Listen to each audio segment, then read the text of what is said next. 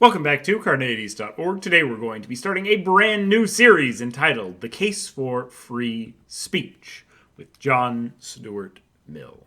So, John Stuart Mill is well known for being the father of utilitarianism. However, Mill also gave arguably the first and most famous defense of the right to freedom of speech ever penned in his book On Liberty. It's a pretty short book. I'd encourage you to check it out if you're interested.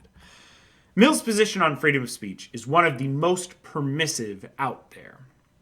The governments of even most liberal democracies have more restrictive laws on freedom of speech than Mill would have advocated.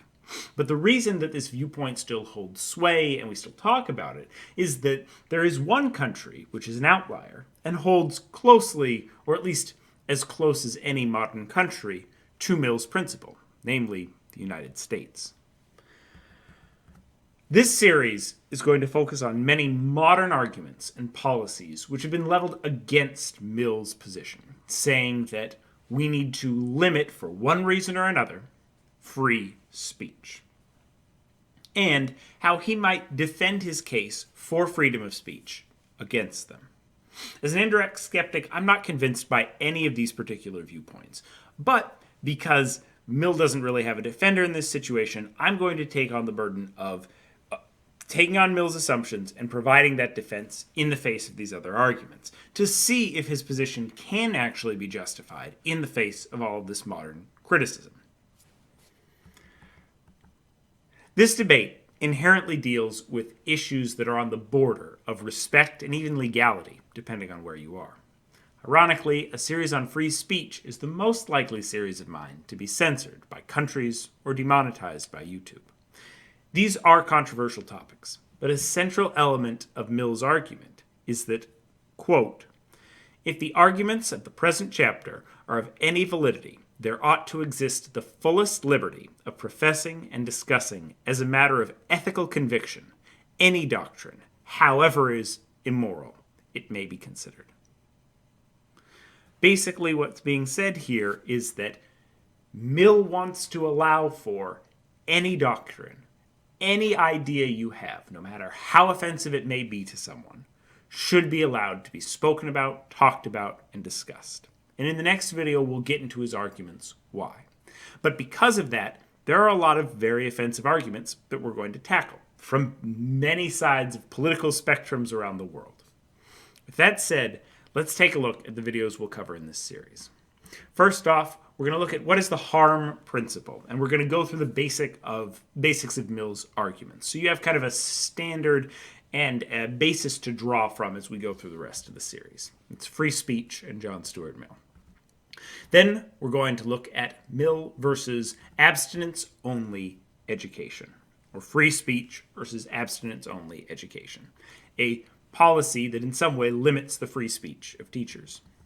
Then we'll look at John Stuart Mill versus feminism, particularly focused on limits of free speech on pornography. Then we'll look at John Stuart Mill versus Winne the Pooh, specifically focused around the limiting of free speech in authoritarian governments, particularly China, but broadly looking at authoritarian governments.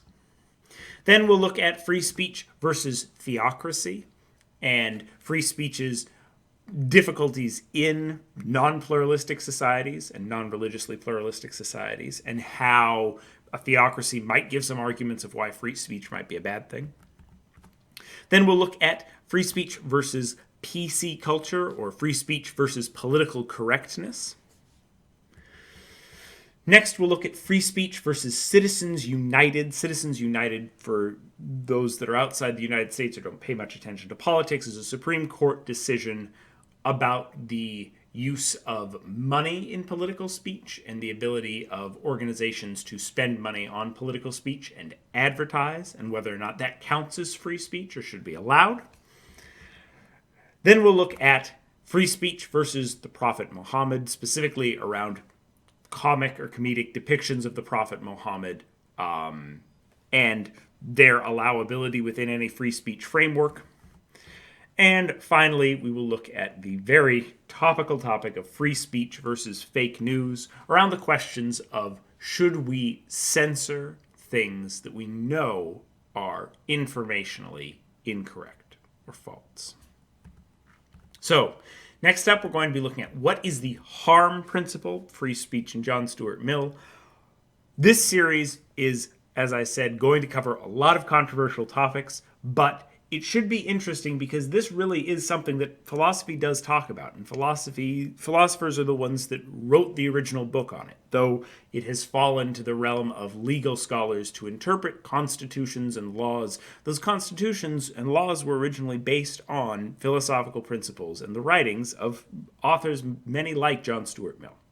So, what we're trying to do is take these broad debates that have developed in the political sphere back to their philosophical underpinnings and see if Mill's arguments still hold up or if the modern world has made them irrelevant. Watch this video and more here at Carneades.org and stay skeptical, everybody.